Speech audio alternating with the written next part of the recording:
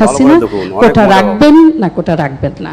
ধন্যবাদ মাননীয়। করছে তারা তো আইন মানবে না, আদালত মানবে না, সংবিধান কি তা তারা চেনে না, বা একটা কার্যনির্বাহী অর্থাৎ একটা কাজ করতে গেলে তার যে নীতিমালা বিধিমালা বা ধারা থাকে সেটা একটা সরকার কিভাবে চলে এ সম্পর্কে কোনো ধারণাই এদের নাই, কোনো জ্ঞানই নাই।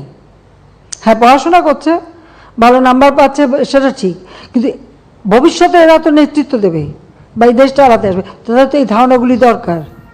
আমাদের সংবিধান কি বলে সেটা তাদের জানা উচিত। আমাদের একটা রাষ্ট্র পরিচালনায় কী ধরনের কাজ হয় সে সম্পর্কে তাদের কোনো ধারণা আছে? সে ধারণা তো আমরা দেখি না।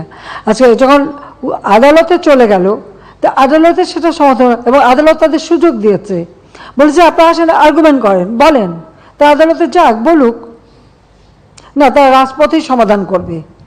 আর আমাকে বলছে, আমি সত্যি কথা বলতে কি, আদালত যখন কথা বলেছে, আদালতে যখন চলে গেছে, তার যখন রায় হয়েছে, তো সেই রায়ের বিরুদ্ধে এখন এই মুহূর্তে আমার তো দাঁড়ানোর কোনো অধিকার নাই।